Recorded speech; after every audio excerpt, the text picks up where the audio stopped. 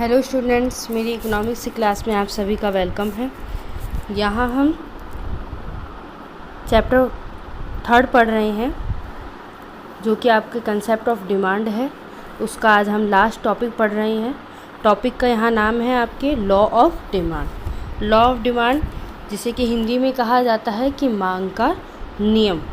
यानी हम डिमांड पहले पढ़ चुके हैं। डिमांड क्या है? हम एक पर्टिकुलर टाइम और पर्टिकुलर प्राइस में कोई भी गुड्स की कमोडिटी, कोई भी गुड्स की क्वांटिटी हम परचेज़ करके लाते हैं, वो हमारी क्या है? डिमांड है। वो डिमांड है किस पे इफ़ेक्ट रहती है? प्राइस में इफ़ेक्ट रहती है। हम पहले पढ़ चुके हैं कि प्राइस इंक्रीज़ होती है तो डिमांड डिक्रीज़ होती है, और प्राइस जब डिक्रीज़ होती है, कम होती है, तो हमारी क्या हो जाती है? क्वांटिटी ऑफ डिमांड क्या हो जाती है? इंक्रीज़ हो जाती है। इसी चीज़ को यहाँ पे लॉ के रूप में बताया गया है। देखते हैं आइए।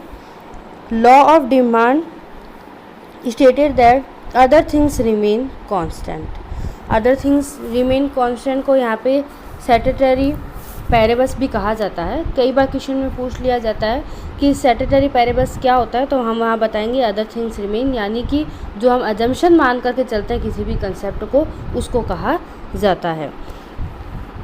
The decrease in price of a commodity result in increase in quantity demand of the commodity and vice versa. यहाँ पे क्या कहा गया, आपको ध्यान दें। यहाँ एक मैं आपको डायग्राम से बता दूं कि अगर प्राइस मेरी कहा गया है कि डिक्रीज़ हो रही है, प्राइस डिक्रीज़ हो रही है किसकी? एक कमोडिटी की। रिजल्ट फिर क्या रहेगा? कहा गया है इंक्रीज़ इन क्वांटिटी डिमांड, यानी कि मेरी जो क्वांटिटी डिमांड है वो क्या हो जाएगी? इंक्रीज़ हो जाएगी।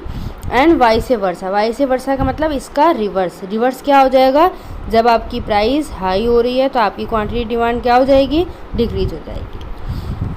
ऐसा कब होगा? जब यहाँ पे ध्यान दें कि जब अदर थिंग्स रिमेनिंग कांस्टेंट कहा गया। अदर थिंग्स रिमेनिंग में आपको बताया गया है क्या होगा, जैसे कि हमारी इनकम है, फैशन है, या फिर रिलेटेड गुड्स है, ये सभी को क्या कर रही हूँ मैं? कांस्टेंट मान के चल रही हूँ सभी फैक्टर को। यहाँ पे अब मैं किसको केवल ध्यान में रखना है? प्राइस को। यानी कि कहा गया है, आपको बताया जाए कि लॉ ऑफ डिमांड क्या है। तो लॉ ऑफ डिमांड एक ऐसा फंक्शनल रिलेशनशिप है किसमें? टू कंपोनेंट में। वो टू कंपोनेंट कौन से हैं? प्राइस और डिमांड। यानी कि लॉ ऑफ डिमांड मीन्स कि एक फंक्शन रिलेशनशिप है किसमें? डिमांड और प्राइस में। वो रिलेशनशिप कैसी है? इनवर्स रिलेशनशिप है, यानी कि वो दोनों एक दूसरे के विपरीत चलते हैं, नेगेटिव रहते हैं। ठीक है। Therefore, there is an inverse relationship between price and quantity demand of a commodity. ठीक है। The demand of a commodity like the price of commodity, यहाँ पे कहा गया price of commodity, increase of consumer, price of related goods, preference of a consumer and future expectation, ये सभी जो हम पहले फैक्टर पढ़ के आए, ये सबको क्या करना है? आपको कांस्टेंट रखना है। अगर हाँ आपको हमें सबसे पहले डेफिनेशन लिखनी होगी लॉ ऑफ डिमांड में, फिर हमें एजम्पशन लिखनी होगी कि हम क्या एज्यूम करके चल रहे हैं। तो ये जो अदर 4 फैक्टर है उसको हम क्या कर रहे हैं? रिमेनिंग कांस्टेंट रख रहे हैं। आइए इसे एक डायग्राम और एक यहाँ पे हम शेड्यूल के पढ़ लेते हैं। ये हम काफ़ी अच्छे से समझ चुके हैं कि लॉ ऑफ डिमांड क्या होता है। तो यहाँ अगर मैं आपको ये एग्जाम्पल भी बताऊँ, तो यहाँ सपोज़ मान के चलो कि ये यहाँ आपकी 2 है, 4 है। ये क्या बताया जाता है? यहाँ पे आपको प्राइस बताया जाता है। 6 है, ये 8 है, और यहाँ ऊपर आपका 10 है। ठीक है।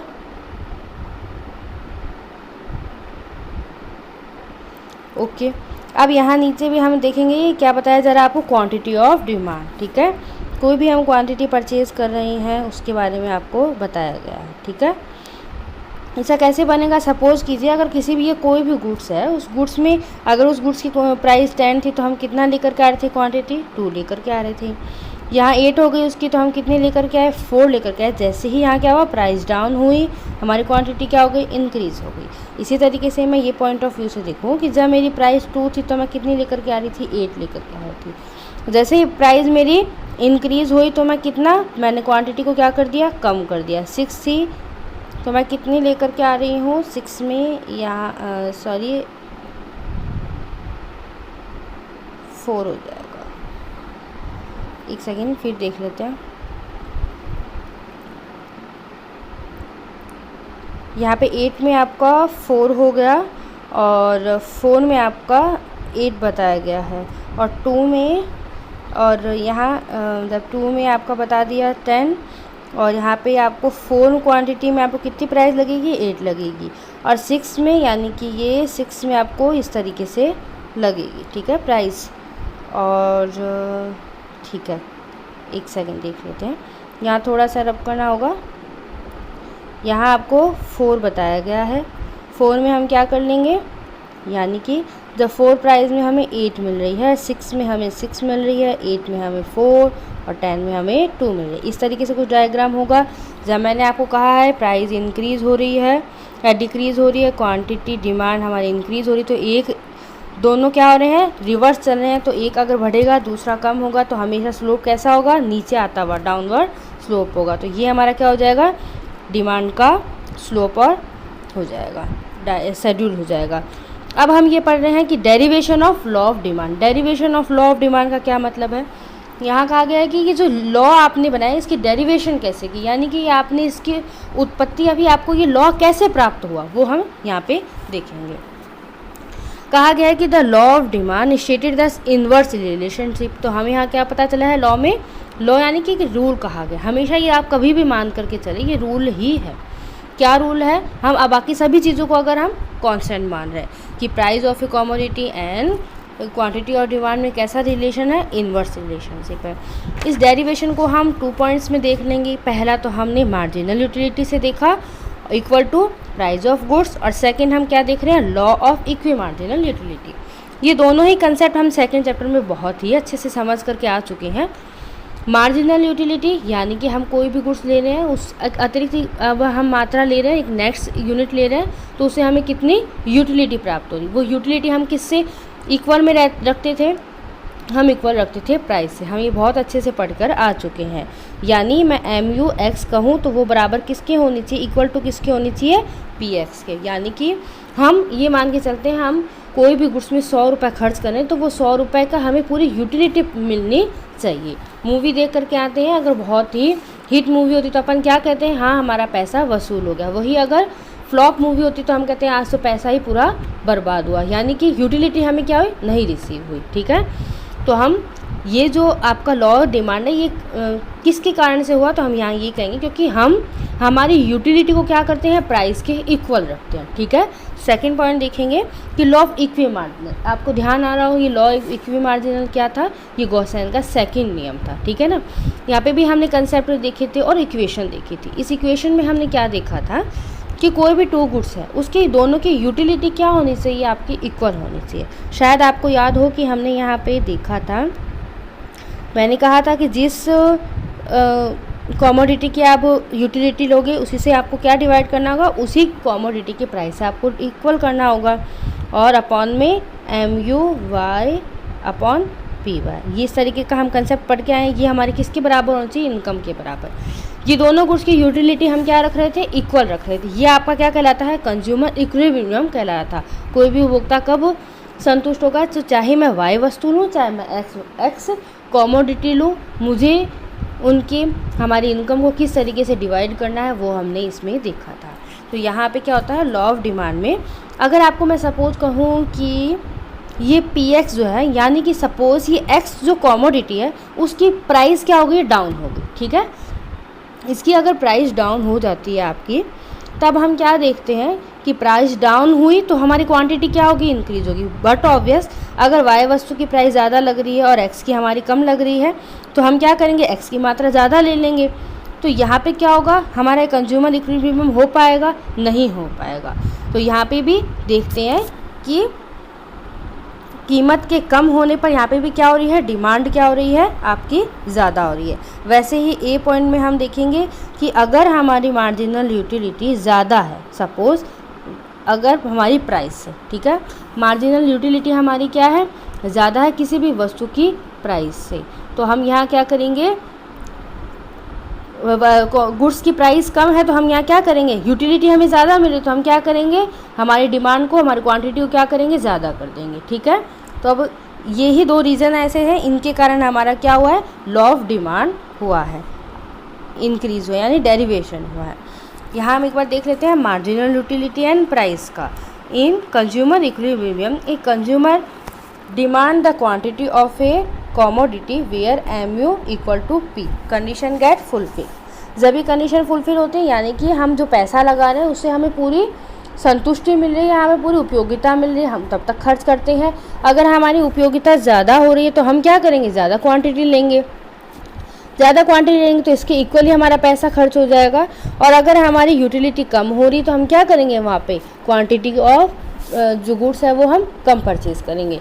इसका मतलब यहाँ पे क्या होता है कि आप MU बराबर P के बराबर आप कोई भी गुड्स लेते हो। तो इसी का ये रीज़न है। अभी आपने क्या कहा यहाँ पे, अभी दोनों पॉइंट में आपने क्या कहा, प्राइस के बढ़ने से आपने डिमांड को इफेक्ट किया है ना, वही रीज़न है आपके लॉ ऑफ डिमांड का। ठीक है। सेकेंड हमने लॉ ऑफ इक्वी मार्जिनल देखा। According to this law, in state of equilibrium a consumer spend his income in such a way that ratio of marginal utility and price of various commodity are equal। हम यहाँ पढ़ चुके हैं कि कोई भी consumer है वो अपने इनकम का एलोकेशन कैसे करता है कि वो बहुत से गुड्स भी लेकर के आ जाए और उसको इक्वल सेटिस्फैक्शन भी मिल सके। In this case of two goods the condition of consumer equilibrium, ये हम पढ़ के आ चुके हैं, आप सभी को समझ में आ गया है कि अगर मैं X की अगर मैं प्राइस कम कर दूँ तो इसकी क्वांटिटी मुझे ज़्यादा मिलेगी, तो ये दोनों इक्वल रह पाएंगे नहीं। ठीक है, यानी कि प्राइस के कम होने से आपकी क्वांटिटी और डिमांड इफेक्ट होता है। आगे नेक्स्ट टॉपिक हमारा अब क्या आ रहा है कि reason for the operating law of demand. ये बहुत ही इंपॉर्टेंट है पॉइंट ऑफ व्यू किसके, एग्जाम के। कहा गया आपको रीज़न बताना है for the operation law of demand. ठीक है, यानी कि ये जो मांग का नियम जो ये हम लागू करें, इससे क्या कारण है, क्या रीज़न है। कई बार क्या होता है एग्जाम में क्वेश्चन थोड़ा अलग वे में पूछ लिया जाता है, कह दिया जाता है कि आपने कहा कि लॉ डिमांड का कर्व हमेशा डाउनवर्ड जाएगा, तो पूछ लिया जाता है कि क्या रीज़न है कि आपके लॉ का डायग्राम है हमेशा इन्वर्स रिलेशन रहता है और ये डाउनवर्ड आता है। जब ये क्वेश्चन पूछा जाता है कि डिमांड कर्व हमेशा डाउनवर्ड क्यों होता है, तो उसका रीज़न ही हम यहाँ पे पढ़ रहे हैं। यह क्वेश्चन पूछ लिया जाता है कि लॉ ऑफ डिमांड आपके लागू करने का या ऑपरेट करने का क्या रीज़न है। ये क्वेश्चन ही की केवल लैंग्वेज थोड़ी चेंज कर दी जाती है, बाकी रीज़न ये ही होता है। तो हम फिर देखते हैं रीज़न क्या है। Law of diminishing marginal utility, ये भी हम सेकेंड चैप्टर में पढ़ करके आए हैं।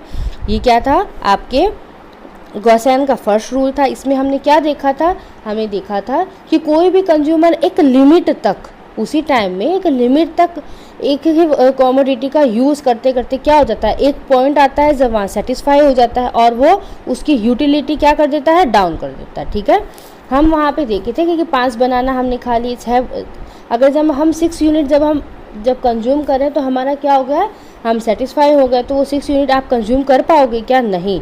तो यानी क्या हो रहा है, आपकी यूटिलिटी क्या होती है, एक पॉइंट आने के बाद में आप डाउन जाते ही हो। ठीक है, This law stated that at a given time, as a consumer increase the consumption of a commodity, the marginal utility for each successive unit goes on diminishing। यानी एक पॉइंट आता है, जब सैचुरेशन पॉइंट जब आपका आ जाता है तब आप क्या करते हो, इसका शायद आपको डायग्राम भी आएगा। हम कंज्यूमर इक्विलिब्रियम का हमने क्या किया था, ये हमारी क्या थी, बजट लाइन थी, ये हमने कर्व बनाया था। तो ये वाला पॉइंट क्या था, आपका इक्विलिब्रियम का था ना। तो यहाँ पे सैचुरेशन पॉइंट तो आता ही है, हर एक कंज्यूमर का सैचुरेशन पॉइंट आता है। वो क्यों आता है, क्योंकि एक कंज्यूमर की अगर हम क्वांटिटी इंक्रीज कर देते हैं तो एक सेटिस्फैक्शन लेवल हो जाता है। The marginal utility for each successive unit goods on diminishing, consequently a consumer will not pay the same price for the successive unit but will price at a lower price।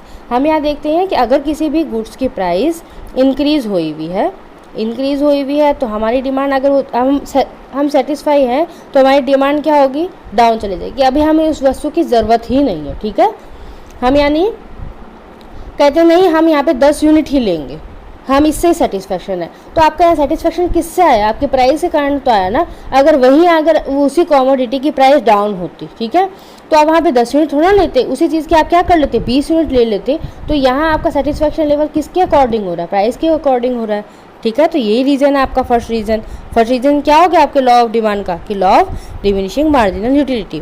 शायद आपको याद भी हो कि जब हमने law of diminishing marginal utility जब पढ़ा था तो उसमें भी हमने रीज़न देखा था कि इस रूल से आपको क्या मिल रहा है। तो हमने वहाँ देखे थे हमें 2 रूल्स मिल रहे हैं। कौन कौन से? एक तो लॉ ऑफ इक्वी मार्जिनल और एक लॉ ऑफ डिमांड हमने देखा था। आगे नेक्स्ट हम देखेंगे सेकेंड रीज़न क्या है आपके लॉ ऑफ डिमांड का। सेकेंड रीज़न है कि सब्स्टिट्यूट्स इफेक्ट। सब्स्टिट्यूट इफेक्ट्स का मतलब हमने अभी प्रीवियस क्लास में देखा था कि अगर मैं टी और कॉफ़ी के बारे में बात करूँ आपसे, टी और कॉफ़ी में हमने क्या देखा था कि जब टी और कॉफ़ी क्या है, ये एक सब्स्टिट्यूट इफेक्ट गुड्स है। यहाँ पे अगर टी की प्राइस बढ़ रही है, प्राइस अगर टी की बढ़ रही है तो हम देखेंगे कि डिमांड हम किसकी इंक्रीज़ कर देंगे, हम कॉफ़ी की इंक्रीज़ कर देंगे। ये हम देख करके आए हुए हैं क्योंकि उस समय प्राइस इसकी क्या हो जाएगी, डाउन हो जाएगी। तो जब टी की प्राइस ज़्यादा हो रही है तो इसकी डिमांड तो कम हो रही है, कॉफ़ी की क्या हो रही है, डिमांड ज़्यादा हो रही है। तो यहाँ पे लॉ ऑफ डिमांड में हमारा क्या रीज़न है, यही रीज़न है कि यहाँ पे बहुत सी चीज़ें ऐसे होती है, बहुत से गुड्स ऐसे होते हैं जो एक का स्थान दूसरा ले लेता है। चाय का स्थान कॉफ़ी ने ले लिया ना, उसके कारण क्या हो जाता है, यहाँ पे हम देख रहे हैं ये लॉ ऑफ डिमांड यहाँ पे टी में काम आ रहा है ना। जब इसकी प्राइस बढ़ते ही आपने क्या किया, इसके डिमांड को क्या कर दिया, आपने कम कर दिया। ठीक है, यही रीज़न है क्योंकि बहुत सी चीज़ों का सब्स्टिट्यूट इफेक्ट होता है। अगर मैं यहाँ पे कहूँ कि लक्स साबुन ने अपनी अगर प्राइस ज़्यादा कर दी तो वहाँ पे क्या होगा, ये मान के चलो कि जो डिटॉल के साबुन है उसने अपनी प्राइस कम कर रखी तो वहाँ उसकी डिमांड ज़्यादा हो जाएगी।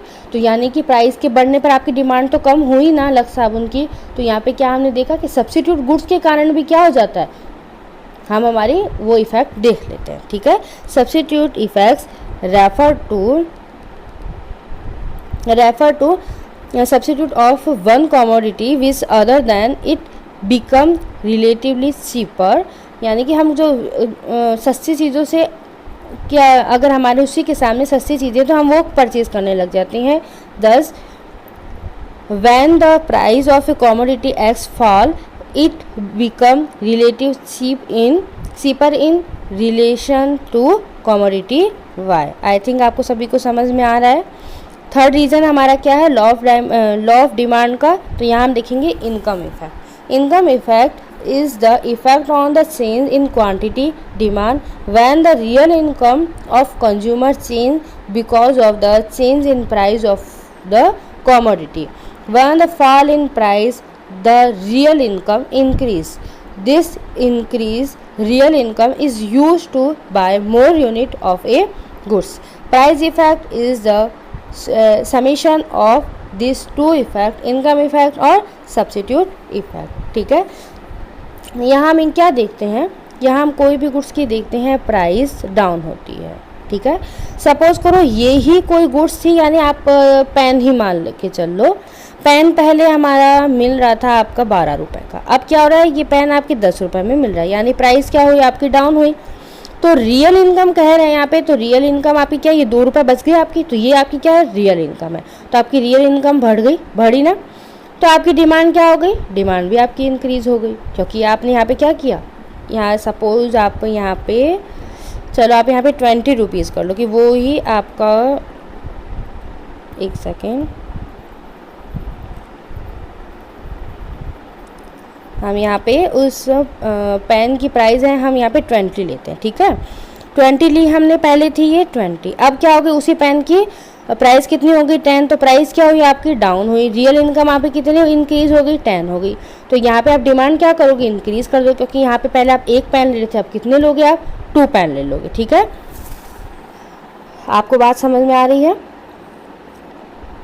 आगे हम 4th पॉइंट देखते हैं कि साइज ऑफ कंज्यूमर ग्रुप्स के बारे में कहा गया, यानी कि हम यहाँ पे करेंगे change of number of goods के बायर्स के बारे में। When the price of commodity fall many consumer who were not able to purchase earlier began to purchase it, and all consumer also increase their consumption. Consequently the total demand of the commodity span। यानी कहा गया है कि ये मान के चलो कि आप राइस आप परचेज़ कर रहे थे पहले भी और अभी भी परचेज़ कर रहे हैं। पहले आपको 200 रुपीज़ में मिल रहा था, अब आपको क्या हुआ है, इसकी प्राइस आपको डिक्रीज़ कर दी है 100 रुपीज़। तो पहले आप क्या कर रहे थे, 3 kg ले रहे थे, अब आप कितनी ले लोगे, 6 kg। ठीक है, वही कुछ, ये तो हुई बात ए पर्सन की। ये बी पर्सन था, ये कभी भी राइस नहीं लेता था, पर उसने देखा कि राइस की प्राइस बहुत ज़्यादा डाउन है, तो उसकी भी क्या इच्छा हुई कि जब 100 रुपये की मिल रहे तो मैं भी क्या करूँ, 1 kg राइस परचेज कर लेता। तो यहाँ पे हम क्या कहेंगे कि राइस परचेज क्यों की इसने, क्योंकि एक तो यहाँ पे लॉ ऑफ डिमांड में यहाँ इफ़ेक्ट कौन कर रहा है, ये भी कर रहे हैं। प्राइस के डाउन होते ही आपने भी ज़्यादा क्वांटिटी ले ली और यहाँ पे क्या हुआ, कुछ नए गुड्स भी क्या हो गए हैं, हमारे ऐड हो गए हैं। ठीक है, इसलिए कहा जाता है कि change in number of buyers भी क्या करते हैं, डिमांड को आपके इफ़ेक्ट करते हैं। आगे हम देखेंगे 5th की difference uses. Many goods have alternative uses. When the price of a goods fall, then the goods is allocated to other use to result an increase in total demand of the commodity। यहाँ पे हम मान के चलते हैं, suppose अगर हम milk लेकर के आते हैं, मिल्क अगर बहुत ही ज़्यादा उसकी प्राइस कम हो गई है, तो मिल्क हम 5 kg लेकर के आ रहे थे, अब हम क्या कर रहे हैं, 10 kg लेकर के आ रहे हैं। तो यानी कि हम यहाँ क्या कर रहे हैं, अब पहले उसका केवल हम मिल्क से हम केवल चाय पी लेते थे, दही कर्ड खा लेते थे। अब क्या हो गया कि 10 kg में हमने देखा हम पनीर भी बना रहे हैं, हम कोई शेक भी बना रहे हैं, चाय भी बना रहे हैं। तो यहाँ पे क्या हो रहा है, इसी मिल्क का अलग अलग डिस्ट्रीब्यूशन हो गया। वही हम देखें कि इलेक्ट्रिसिटी, यानी कि बिजली अब थोड़ी महंगी हो गई, आपकी इलेक्ट्रिसिटी क्या हो गई, इलेक्ट्रिसिटी आपकी प्राइस ज़्यादा हो गई। ठीक है, पहले आप AC भी चला रहे थे और ये मान के चलो और भी अदर, AC भी चल रहा था, कूलर भी चल रहा था, ये मान के चलो और भी इलेक्ट्रॉनिक आइटम जैसे कि माइक्रोवेव हुआ, ये सब भी आपका यूज़ आ रहा था। पर आपने देखा कि अब इसकी प्राइस ज़्यादा हो गई, तो हम क्या कहेंगे कि नहीं, माइक्रोवेव में न बना करके हम गैस में ही बना लेंगे। आप अलग अलग रूम में जो AC चल रहा था उसको हम क्या कर देंगे, एक ही रूम में बैठ जाएंगे। तो ये क्या होता है, यहाँ कहा गया है कि many goods are alternative use होता है, पर जब प्राइस इसकी कम हो जाती है तो हम क्या करते हैं, गुड्स को अलोकेट कर देते हैं। वैसे ही अगर प्राइस कम हो गई, जब प्राइस ज़्यादा हो गई, यानी इलेक्ट्रिसिटी ज़्यादा होगी, तो हम क्या देखते हैं, बिजली बिल ज़्यादा आएगा, तो हम क्या करते हैं, उसका कम कर देते हैं, यूज़ कम करते हैं। तो यानी प्राइस के इंक्रीज़ होने पर यहाँ पे क्या हो रही है, डिमांड डिक्रीज़ हो रही है। तो यही 5 रीज़न थे कि हमेशा कि डिमांड कर्व हमेशा नीचे की ओर डाउनवर्ड क्यों आता है। रीज़न हमने 5 देखे। फर्स्ट रीज़न मैं आपको फिर रिवीजन कर दूँ कि law of diminishing marginal utility था, सेकेंड आपका इनकम इफेक्ट था, थर्ड आपका सब्स्टिट्यूट इफेक्ट, और फोर्थ आपका क्या था कि change in numbers of buyer, और फिफ्थ आपका क्या है कि various use of a commodity. Last बीस पॉइंट हमारा है कि एक्सेप्शन है यहाँ पे to the law of demand के, यानी कि लॉ ऑफ जो डिमांड हमने पढ़ा कुछ ना कुछ उसके एक्सेप्शन है। एक्सेप्शन यानी कि मैं हिंदी में कहूँ तो अपवाद है। कहीं कहीं ऐसा होता है कि लॉ ऑफ डिमांड यूज़ नहीं आता। लॉ ऑफ डिमांड में हमने क्या देखा, प्राइस और क्वांटिटी में जो ये इन्वर्स रिलेशनशिप है, तो यानी इसी का रिवर्स यहाँ पे एक्सेप्शन में क्या हो जाएगा कि लॉ ऑफ डिमांड में हम देखेंगे कि प्राइस और क्वांटिटी में प्लस, यहाँ पे था माइनस का रिलेशन, यहाँ पे हम क्या देखेंगे पॉजिटिव रिलेशन भी है। तो कुछ ऐसे अपवाद है जहाँ पे हम देखेंगे कि प्राइस और डिमांड में रिवर्स रिलेशनशिप न होकर के यहाँ पे क्या हो रहा है, पॉजिटिव रिलेशन भी होता है। तो वो कौन से रीजन है वो हम देख लेते हैं। The exception to law of demand refer to those situation where the slope of downward demand curve is positive and law of demand does not operate. वहाँ लॉ ऑफ डिमांड क्या हो रहा है, आपका ऑपरेट नहीं हो रहा है, यानी आपका वहाँ लॉ ऑफ डिमांड नहीं लग रहा है, ठीक है ना। यानी कि लॉ ऑफ डिमांड नहीं लग रहा है, यानी कि प्राइस और डिमांड में हमारा क्या हो रहा है, पॉजिटिव रिलेशन हो रहा है। तो यहाँ पे हम फर्स्ट देखेंगे गिवन गुड्स। देखिए यहाँ पे गिवन गुड्स बहुत इंपॉर्टेंट हो जाता है। कई बार एक नंबर में आपके क्वेश्चन पूछ लिया जाता है कि आप गिवन गुड्स क्या होता है, व्हाट इज़ गिवन गुड्स, या आपके ये 6 नंबर का क्वेश्चन बनता है कि एक्सेप्शन बताओ आप लॉ ऑफ डिमांड के। तो किसी भी तरीके से क्वेश्चन पूछ लिया जाता है, या ये कहा जाता है कि ऐसे गुड्स कौन से हैं जिनकी प्राइस बढ़ने पे भी उसकी क्वांटिटी बढ़ती, तो हम क्या कहेंगे वैसे कौन से गुड्स हैं, वो है गिवन गुड्स है, ठीक है।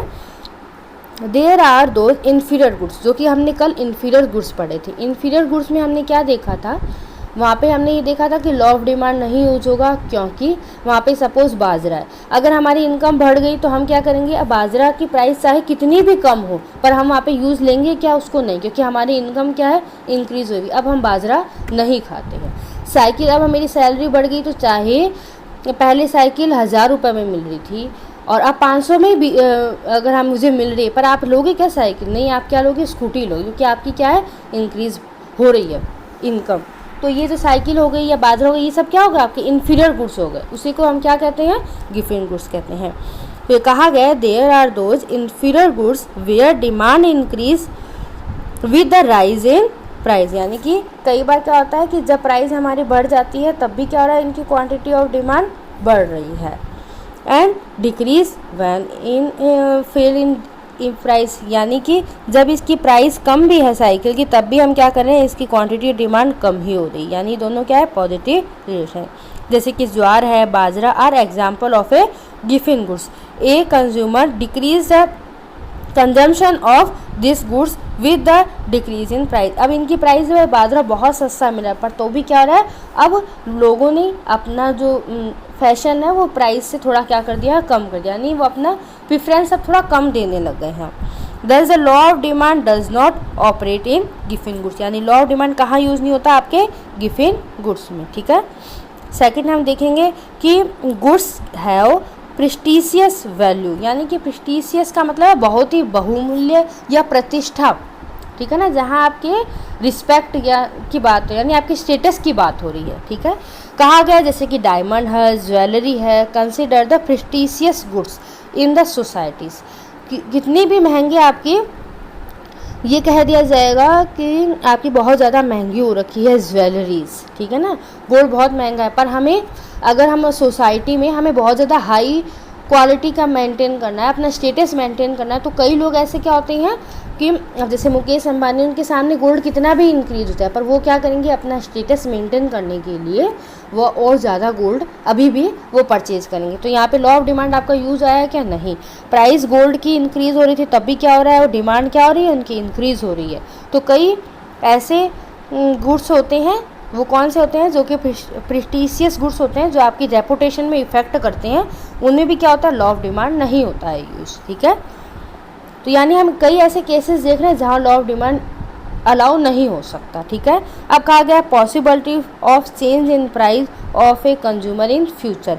हमने पहले ही पढ़ा है कि अगर फ्यूचर में हम देखने वाले हैं कि गेहूँ अभी भी या राइस अभी भी 200 रुपीज़ है, महंगाई है, पर हम यहाँ देखेंगे कि आगे 300 रुपये का होने वाला है, 300 का होने वाला, तो हम अभी क्या कर लेंगे, अभी भी प्राइस है आपकी इंक्रीज़ है पर हम आगे बढ़ ना जाए, फ्यूचर में कमोडिटी की पॉसिबिलिटीज़ है प्राइस की बढ़ने की, तो हम क्या करेंगे, अभी भी हमारी डिमांड को क्या कर देंगे, इंक्रीज़ कर देंगे। ठीक है, आगे कहा गया है कि जैसे आप सपोज़ ये मान लो कि जब आपकी ये नोटबंदी हुई थी, यानी कि डेमोक्रेसी हुई थी, तब आपने क्या देखा था कि रातों रात सोना महंगा था पर तो भी क्या करने लगे थे, रुपए हमारे आगे यूज़ नहीं आ पाएंगे, हम उस रुपए का यूज़ नहीं ले पाएंगे, तो लोगों ने क्या कर दिया था, प्राइस महंगे होने के कारण भी क्या कर रहे थे, वो बहुत सी ज़्यादा चीज़ें खरीद रहे थे। तो उस समय क्या हमने देखा था, वहाँ लॉ ऑफ डिमांड आपका यूज़ आ रहा था क्या, लॉ ऑफ डिमांड आपका वहाँ पर यूज़ नहीं आ रहा था, क्योंकि आगे हम देख रहे थे कि प्राइस इंक्रीज़ होंगे या फिर हमारे वो रुपए काम नहीं होंगे, तो प्राइस ज़्यादा होने में भी हम क्या कर रहे थे, डिमांड उनकी इंक्रीज़ कर रहे थे। ठीक है, आगे देखेंगे 4th पॉइंट में आपको कहा गया है कि ignore and misconception of the consumer. कई ऐसे चीज़ें होते हैं जो कि हम इग्नोर नहीं कर सकते, उनको हमें क्या होता है, परचेज़ करना ही पड़ता है। ठीक है, आगे 5th पॉइंट क्या हो जाएगा, demand for necessary goods in life. कई ऐसे गुड्स होते हैं जो हमारी लाइफ के लिए इम्पॉर्टेंट होते हैं, जैसे कि मैं कहूँ कि आप कई बार ऐसा होता है कि मेडिसिन जिसकी अगर हो रखी है स्टार्ट, तो वो क्या करेंगे, अगर बीपी की मेडिसिन है वो ये थोड़ा देखेंगे कि नहीं कि जब ये मेडिसिन जब सस्ती हो जाए, जब इसकी प्राइस कम हो तभी मैं परचेज़ करूँ, ऐसा तो नहीं होगा ना।